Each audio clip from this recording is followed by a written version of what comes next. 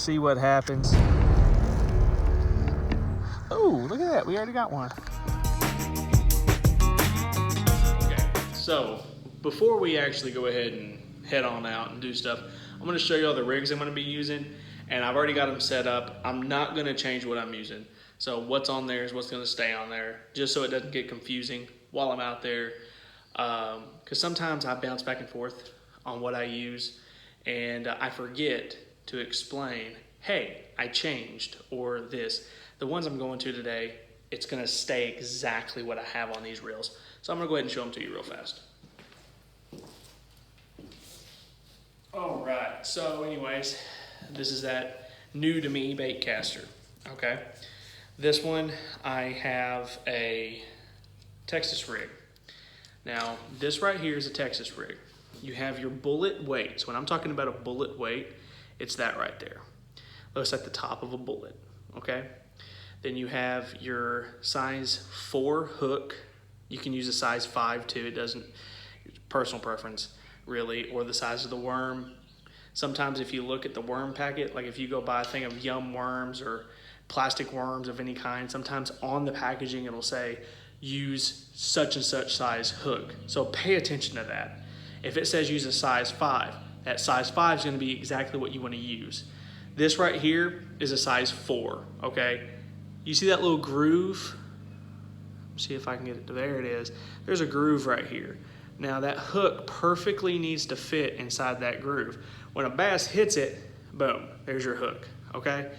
It helps it be a little weedless. So you're not gonna get hung up on a lot of stuff. You can easily bounce it over some logs or bounce it in some high grass. That's why, you know, when you see that little grooving and you put your hook on there and you perfectly get it to fit in that grooving, that's what it helps with.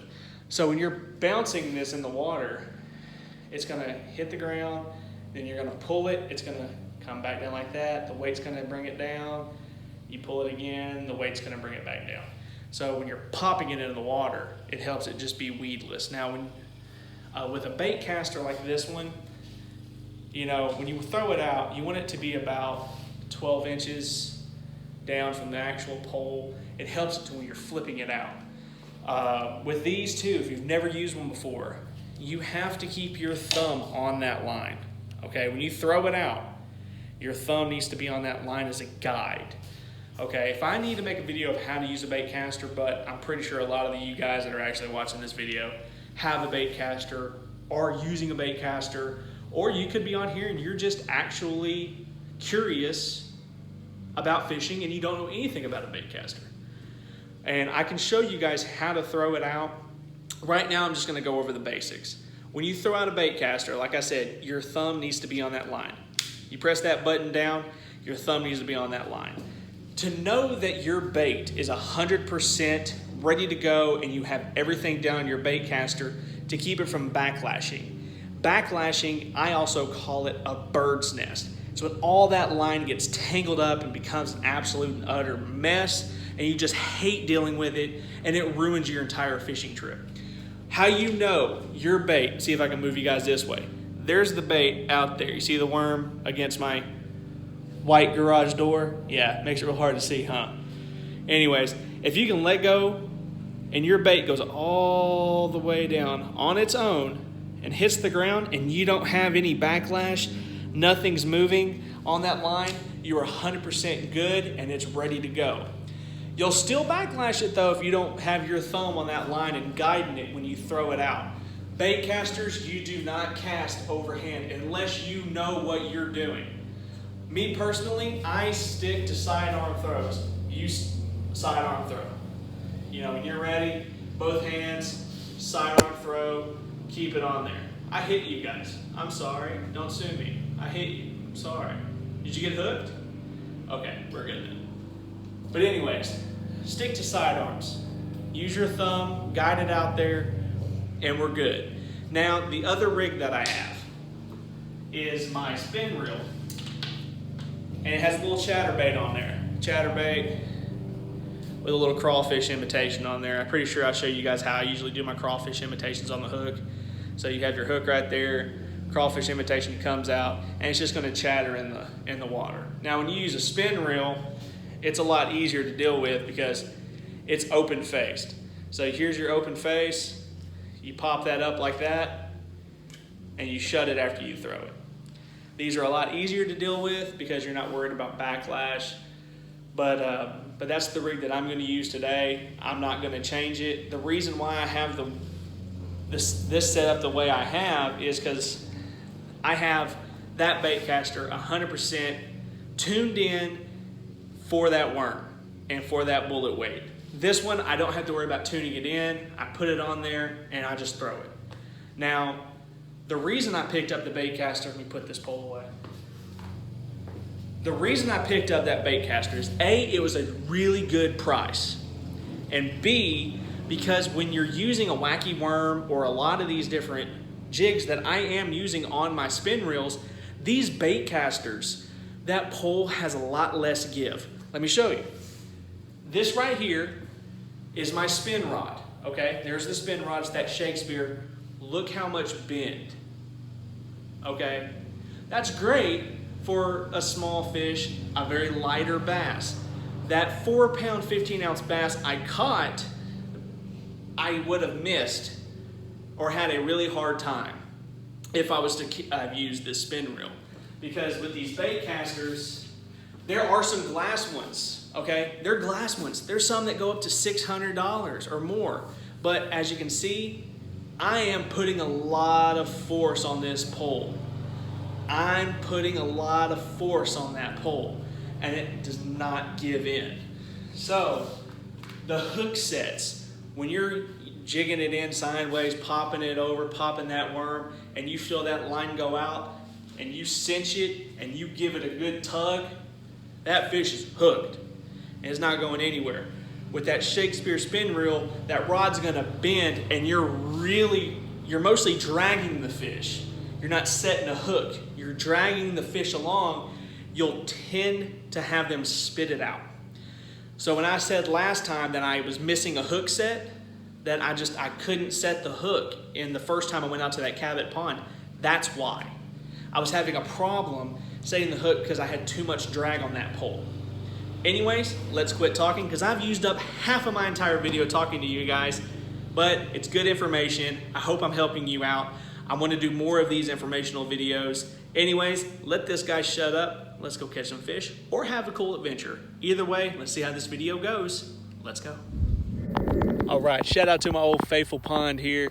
I love coming out here. It's on the other side of Cabot off of Highway 5. And seriously, it's like nobody's really out here. It's peaceful and I really enjoy it. And I feature this pond a lot actually, just because it's right off the freeway and I feel like I can walk around, enjoy a good time and not be bothered or have other people walking around in the video. Same thing with the new ballpark pond that me and Chance have went to a few times.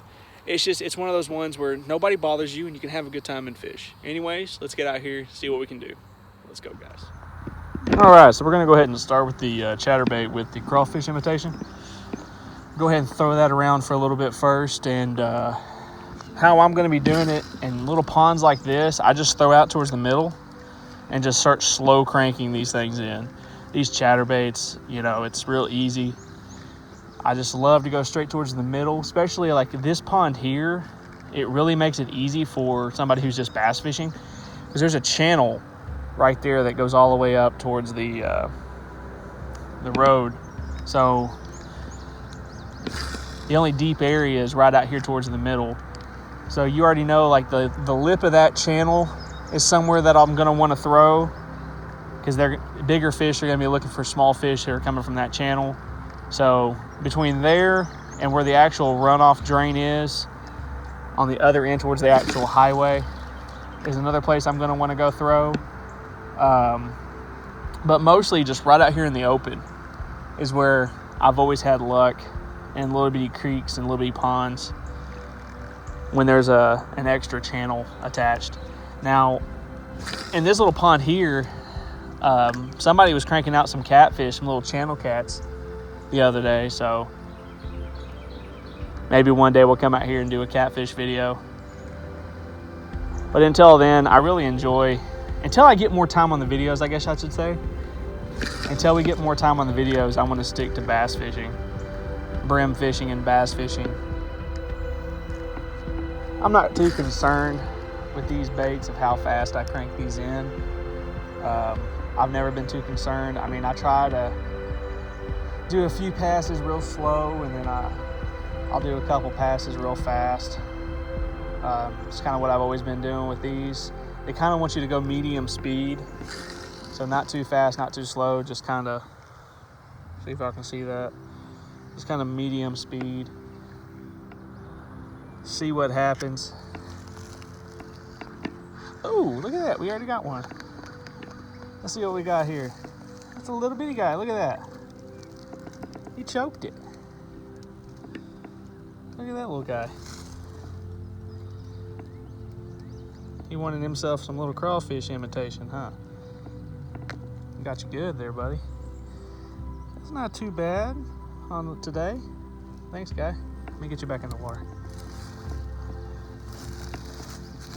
Water went kind of down. The water's low. Thank you, buddy. Thank you.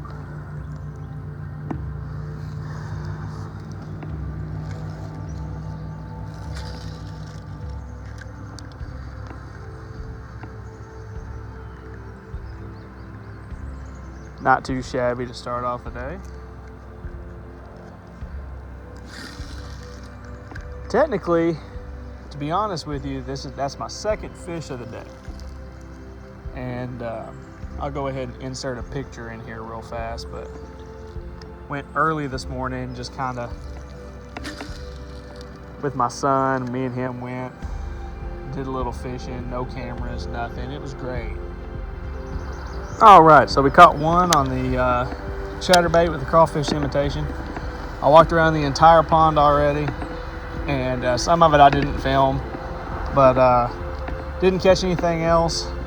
But we're gonna go ahead and use my Texas rig on the bait caster and see what we can do today. Let's go.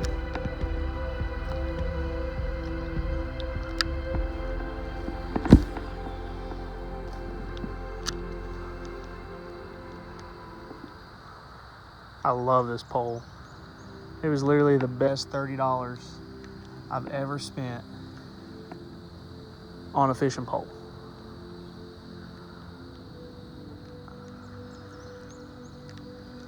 Especially, you know, already, I mean, it already had the line that I would use, and you know, it was almost already rigged up exactly the way I wanted it. And keep having problems with my reel, but we got her out there pretty good this time, and I think we're, oh, here's a good one.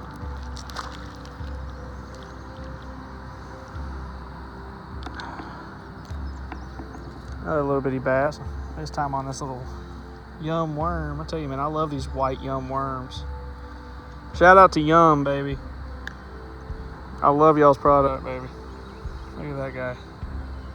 Thank you, sir. Let me get you released back in that water. Catch and release, my favorite way. Unless you're a catfish. All right, guys, I'm gonna call it a day, but I was reeling in and caught this right here. Look at that guy. Beautiful fish. And I think I might go ahead and put him back and get out of here because it's starting to rain on me. All right, let's go. But I am kind of tired. I've been up early today, went out fishing early this morning, and caught a couple. What was it? I caught 4 total today, 3 here. So that's pretty good. It's a good day. Like I said, it's my favorite pond to go to. You'll be seeing this a lot because I love going here. And then when baseball season slows down, I'll be hitting the Cabot baseball park one a lot too. But anyways, guys, just remember, get out and go fish. Enjoy the beauty of things. And please support the channel. If you can, please share the video. Down below on the channel, you'll see the little share icon. Hit it, share it. Help me get as many places as possible so we can get this channel out there so I can keep making more and more videos. I want to get new equipment. Plan on getting that GoPro here soon. I'm selling a few things I don't need. And anyways, guys, thank you for your support. Hope you enjoyed the video. Caught some cool fish. Anyways, until next time, let's go.